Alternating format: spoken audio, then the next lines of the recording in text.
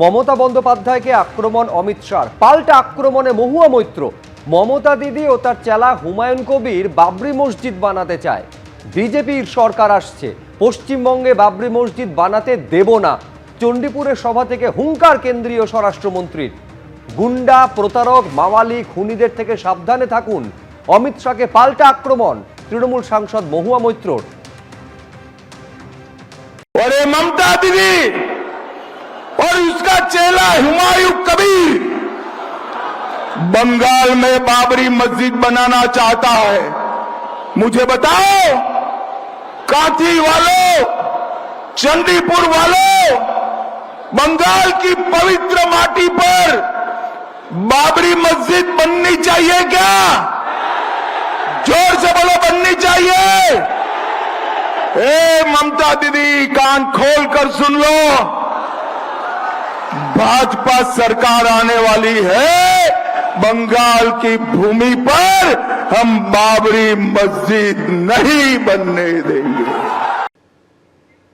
এই ভাষায় যারা বলে তারা আগামী দিনে যদি ক্ষমতায় আসে তারা বাংলার মা বোনেদের কি করবে আপনারা বুঝতে পারছেন তো। তাই আর ভোটের বাকি আছে 2 দিন পয়লা দফার, আর বাকি আছে 5 দিন দ্বিতীয় দফার ভোটের। সকল মা বোনেদের আমি সতর্ক করছি, এই গুন্ডা, এই প্রতারক, এই মাওয়ালি, এই খুনিদের থেকে আপনারা সতর্ক থাকুন।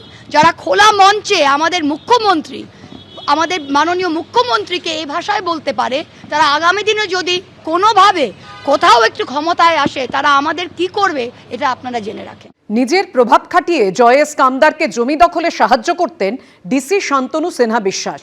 এমনকি একটি বেআইনি নির্মাণও কামদারের কাছ থেকে নিয়েছিলেন পুলিশ কর্তা। সূত্রের দাবি, আদালতে একের পর এক এরকমই চাঞ্চল্যকর তথ্য তুলে ধরেছে এনফোর্সমেন্ট ডিরেক্টরেট। একজন গ্রেফতার, অন্যজন এখনো প্রকাশ্যে আসেননি। এরই মধ্যে ধৃত ব্যবসায়ী জয়েস কামদারের সঙ্গে কলকাতা পুলিশের ডেপুটি কমিশনার শান্তনু সিনহা বিশ্বাসের যোগসাজশের অভিযোগ সম্পর্কে আদালতে একের পর এক চাঞ্চল্যকর তথ্য তুলে ধরেছে এনফোর্সমেন্ট ডিরেক্টরেট। রবিবার দুজনের বাড়িতে একযোগে অভিযান চালায় ইডি। গ্রেফতার করা হয় সান এন্টারপ্রাইজের ম্যানেজিং ডিরেক্টর জয়েস কামদারকে। সোমবার ধৃত ব্যবসায়ীকে আদালতে তোলার পর সেখানে যে রিপোর্ট পেশ করে ইডি, সেখানে কেন্দ্রীয় এজেন্সির তরফে দাবি করা হয় নিজের প্রভাব খাটিয়ে জয়েস কামদারকে জমি দখলে সাহায্য করতেন ডিসি শান্তনু সিনহা বিশ্বাস। এখানেই শেষ নয়, সূত্রের খবর, আদালতে পেশ করা রিপোর্টে ইডি দাবি করেছে সান পাওয়ার রিয়েলিটি এলএলপি নামের কোম্পানির বেশ কিছু নথি থেকে জানা গেছে ওই সংস্থার কাছ থেকে শান্তনু সিনহা বিশ্বাসের 2 ছেলের নামে 2টি ফ্ল্যাট কেনা হয়েছে। ফ্ল্যাট বাবদ দেওয়া হয়েছিল 3,57,085 টাকা ও 3,43,261 টাকা। এমনকি একটি বেআইনি নির্মাণও কামদারের কাছ থেকে নিয়েছিলেন কলকাতা পুলিশের ডিসি শান্তনু সিনহা বিশ্বাস।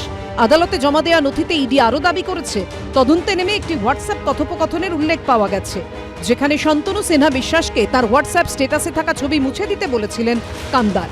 সেই সময় ডিলিট করুন বলে মেসেজ পাঠানো হয়েছিল। পরে পুলিশ কর্তাকে 2টি হোয়াটসঅ্যাপ কলও করেছেন কামদার, যদিও এসব নিয়ে এখনো পর্যন্ত কোনো প্রতিক্রিয়া দেননি শান্তনু সিনহা বিশ্বাস। এরই মধ্যে আবার বালি পাচার মামলায় তাকে বুধবার তলব করেছে ইডি। এই নিয়ে 4র্থ মামলা। এর আগে কয়লা পাচার মামলায় দিল্লিতে তলব করা হয়েছিল শান্তনু সিনহা বিশ্বাসকে। দ্বিতীয়ত এনআরআই কোটায় মেডিকেলে ভর্তি কাণ্ডেও নাম জড়ায় তার। সম্প্রতি জয়েস কামদারের মামলায় তাঁর বাড়িতে অভিযান চালায় ইডি, আর এবার বালি পাচার মামলাতেও তাকে তলব করা হলো। দেখুন, এই শান্তনু সিনহা বিশ্বাসের বিরুদ্ধে নানা ধরনের অভিযোগ আছে। বালি পাচার, কয়লা পাচার কাণ্ডে নাম জড়িয়েছে। শুধু তাই নয়, মমতা বন্দ্যোপাধ্যায়ের নির্দেশেই সেই সিএবিতে নাক গলিয়েছে এবং পুরো সিএবির নিয়ন্ত্রণ এই শান্তনু সিনহা বিশ্বাস তার নিজের হাতে রেখেছে। ইলেকশনের ঠিক আগে এই সব নামকরণ আর গিয়ে বলা সাংঘাতিক ব্যাপার। জানেন, এরা যুক্ত আছে। এ পর্যন্ত গত 10 বছরে একটা কেসেও প্রমাণ দিয়ে কাউকে শাস্তি দিতে পারলেন এই অপদার্থ ইডি এবং অপদার্থ সিবিআই এবং ইনকাম ট্যাক্স এবং এনআইএ।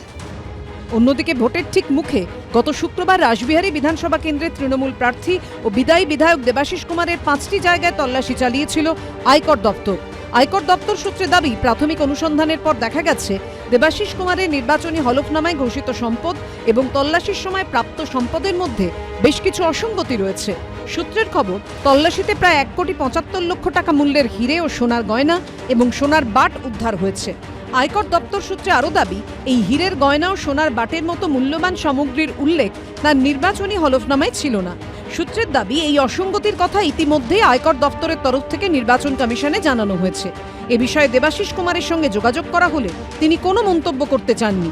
তবে জানিয়েছেন, আয়কর দপ্তর যদি নির্বাচন কমিশনের কাছে কিছু পাঠিয়ে থাকে এবং তার পরিপ্রেক্ষিতে যদি নির্বাচন কমিশন তার কাছে কিছু জানতে চায়, তাহলে কমিশনের কাছে তিনি উত্তর দেবেন। আবির দত্ত, প্রকাশ সিনহা ও Satyajit বৈদ্যর report, ABP Ananda.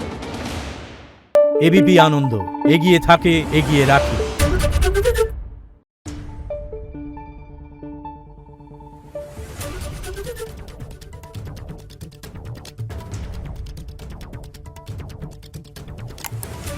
Thank you.